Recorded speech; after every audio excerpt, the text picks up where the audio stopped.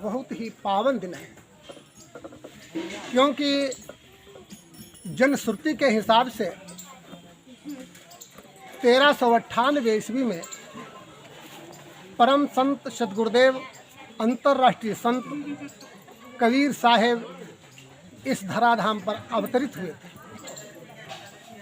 जिनको अवतरित हुए 626 वर्षें 2024 में पूर्ण हो चुकी हैं। आज हम उन्हीं का जन्मदिन बहुत ही हर्ष और उल्लास के साथ मनाते हैं। संत कबीर साहेब एक ऐसे संत हुए हैं जो समाज सुधारकों में पूरी दुनिया में उनका नंबर 1 पर स्थान है। समाज को सुधारक में उन्होंने अपना पूरा जीवन व्यतीत किया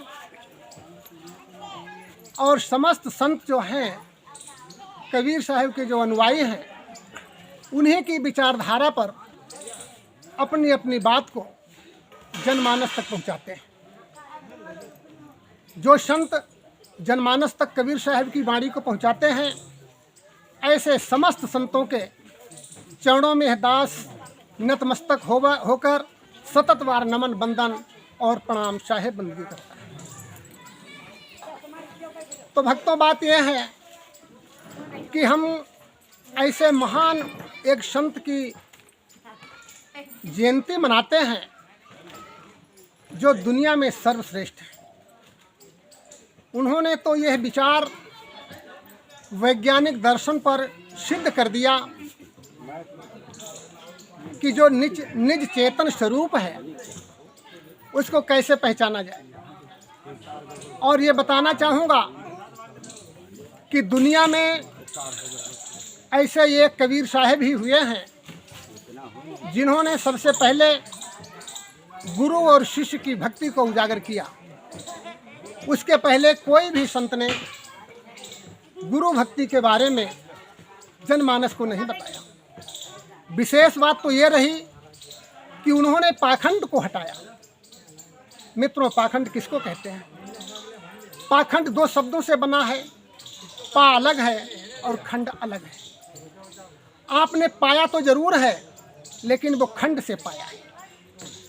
जो आप भक्ति करते हैं वो अंधभक्ति करते हैं। उस अंधभक्ति को पाई तो जरूर है, लेकिन वो खंड से पाई है। जो चीज़ खंड से पाई जाती है वहाँ पर अंधविश्वास होता है, और जहाँ पर विश्वास होता है वो चीज़ खंड से नहीं, वो चीज़ अखंड होती है। जो चीज़ अखंड होती है वहाँ पर पूर्ण विश्वास होता है। लेकिन आज ज़रूरत क्या है? आज हर एक मानव मात्र को सत्संग की आवश्यकता है, ना कि प्रवचन की। मित्रों, बताना चाहूँगा 4 वेद 6 7 18 पुराण 11 चालीसा इंजील 4 वेद, ये सभी प्रवचन में आते हैं। प्रवचन उसको कहते हैं जो पराये वचन होते हैं। पराये वचन मृतक होते हैं, और जो सत्संग होता है वो जिंदा होता है। मित्रों, ध्यान देना, कभी कभी जो हम अमृत कहते हैं, अमृत को लोग समझते हैं कि दूध जैसा होगा, पानी जैसा होगा, कोई द्रव्य पदार्थ होगा, लेकिन नहीं। पारक पर सिद्ध बैठता है 2 चीज़ें हैं, एक अमृत है और एक अमृत है। मृत माने मरा हुआ और अमृत माने जिंदा। तब जब आप स्मार्टफोन मोबाइल फ़ोन खोलते हैं बड़े वाले, उसमें लिखें कि अमृत वाणी, तो दुनिया में किसी भी संत का नाम नहीं आएगा। अमृत वाणी में सिर्फ कबीर साहब का ही नाम आएगा। तो उनकी वाणी मृत नहीं है, ये विशेष ध्यान देना है। उनकी ही वाणी जो है वो अमृत है, उनकी वाणी ही जिंदा है। जब ऐसी वाणी हमको जिंदा मिल जाएगी तो हमको अब सोने की स्थिति कहाँ रहेगी? हमको जगने की आवश्यकता है। कैसे जगना है? देखिए, बड़े बड़े सत्संग, बड़े बड़े प्रवचन करने के बाद हमारे हृदय में अगर शांति नहीं हुई, हमारा परिवार सही नहीं हो पाया, हम कितने भी ऊंचे संत क्यों न हो, हमारा परिवार ही बिखरा हो, हमारे लड़के बच्चे परिवार के लोग ही बिखर गए हों, तो वो मज़ा नहीं आता। उनके अंदर भी शांति का अनुभव कराना है। गाने से, ढोल मजीरा पीटने से कुछ होने वाला नहीं है, क्योंकि कबीर साहब ने कहा है, जिसको तू ढूंढ रहा है क्यों पागल हो गया है, कहाँ ढूंढ रहा है, साहेब तेरी साहिबी सब घट परय लखाए। हर घट में, मनुष्य में ही नहीं, चींटी से हाथी तक, हर घट में साहेब तेरी साहिबी सब घट परय लखाए। ज्यों मेहंदी के पात में लाली लखीन जाए, लाली लखीन जाए। लेकिन उस लालिमा को देखने के लिए मेहंदी के पत्तों को, पत्ते का अस्तित्व ही खत्म कर देना है। सिलबट्टा पर उसको बिल्कुल रगड़ करके उसका अस्तित्व जब आप खत्म कर देंगे तब उसमें लालिमा मालूम हो। इसलिए हमारा जो अस्तित्व है संसारिक, उसको ख़त्म करना है और आपके अंदर जो निज चेतन स्वरूप विराजमान है उसके तरफ हम मुखातिब हो जाएंगे। मित्रों, 5 मिनट व्यतीत हो चुके हैं, 5 मिनट और आपके बीच में कहना है कि जब एक पाक्षिक परिवार आती है, 1 महीने में 2 परिवार होती हैं, एक अमावस्या के बाद और एक पूर्णमासी के बाद। तो अमावस्या को हमारा निवेदन है कि जिनके पास मोबाइल फ़ोन हो उनका स्विच ऑफ कर ले 5 मिनट के लिए, क्योंकि बड़ा डिस्टर्ब करते हैं। बोलना तो सहज है, लेकिन किसी की बात को सुनना बहुत ही कठिन है। सुनना सबसे ही कठिन है। सुना कैसे जाता है? सुनने में 3 चीज़ें लागू हुआ करती हैं। कौन कौन सी? आपका मन स्थिर होना चाहिए, मन स्थिर होना चाहिए, आपका तन भी स्थिर होना चाहिए, तन भी हिले ना, एक तक हमारे तरफ हो। मन स्थिर, तन स्थिर और ध्यान स्थिर।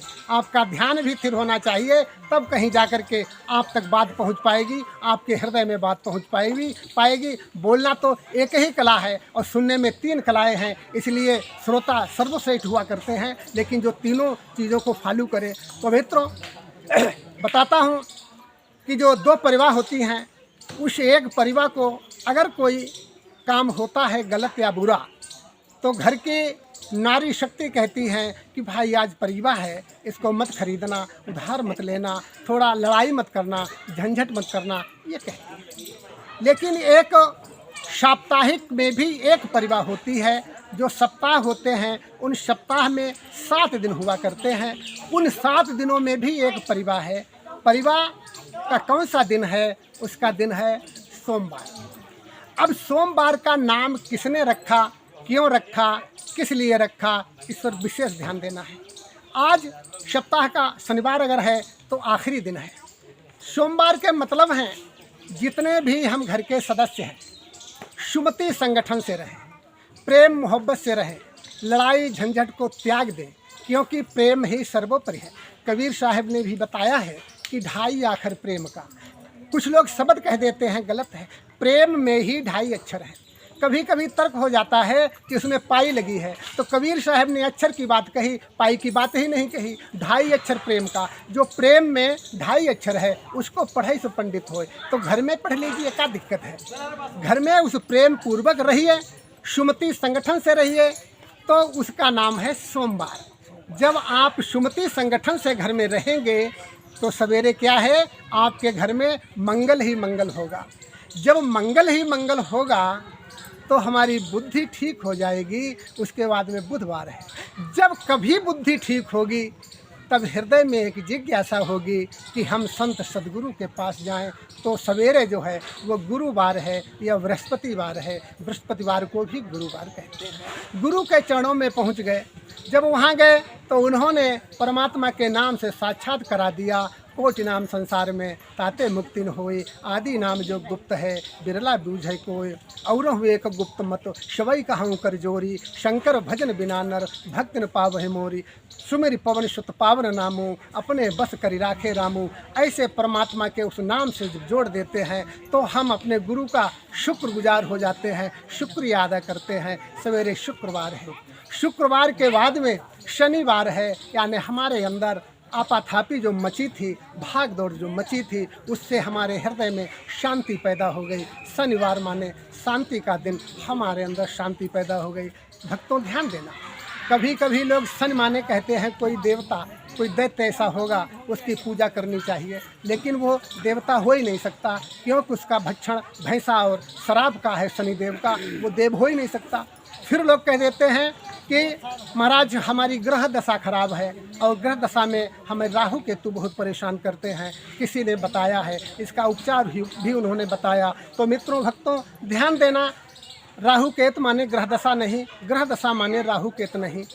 वो अगर कहीं ब्रह्मांड में है तो हमारा बाल और बांका नहीं कर सकते, वहाँ की छाया हमारे ऊपर नहीं पड़ सकती। ग्रह माने मित्रों राहु केत भी है और ग्रह माने आपका मकान भी है। ध्यान देना, आप जो ग्रह दशा खराब है, ग्रह माने मकान, जो आपका मकान है उसकी दशा खराब न होने दें, अन्यथा आपको दुर्दशा देखने को मिलेगी। इसलिए घर में अनुशासन रखिए, सब प्रेम मोहब्बत से रहिए, तो जब शांति आ जाएगी तो हमारे अंदर एक विश्वास पैदा हो जाएगा। इतवार माने विश्वास भी है और इतवार माने रविवार माने प्रकाश भी है। फिर हमारे अंदर जो गुरु जी के बताया हुआ जो नामदान है उससे हमारे अंदर प्रकाश पैदा हो जाएगा, परम प्रकाश रूप भगवाना वो पैदा हो जाएगा। परम प्रकाश रूप दिन राति चाहिए ना ही दिया घर पाती, हमें विश्वास हो जाएगा अपनी बात पर, और जो प्रकाश हमारे अंदर हो जाएगा उस एक दीप से दूसरा दीप जलता है, अपनी बात को हम और आगे बढ़ाएं।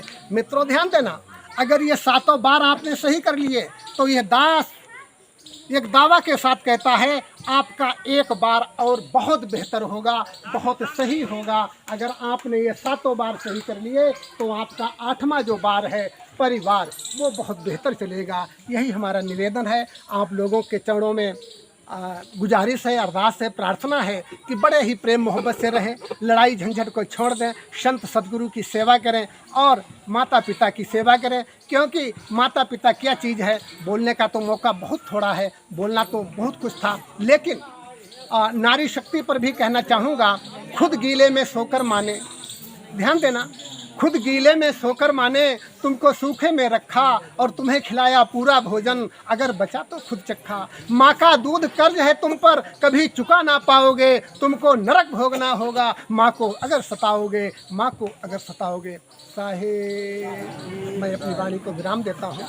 अगर कोई गलती हो गई हो, कोई शब्द गलत निकल गए हों तो गलत शब्दों को वापस कर देना और अच्छे शब्दों को ले जाना, और घर में भी बताना कि आज हम बौद्धनिया आश्रम गए थे, वहाँ संतों से ये बात मिली, वो घर में शेयर करना अपने माता पिता से और घर में अपनी बहू से, लड़का लड़कियों से ये ज़रूर शेयर करना। इन्हीं शब्दों के साथ सभी के चरणों में हमारा नतमस्तक होकर प्रणाम बंदन। साहेब बोलिए सदगुरुदेव की जय।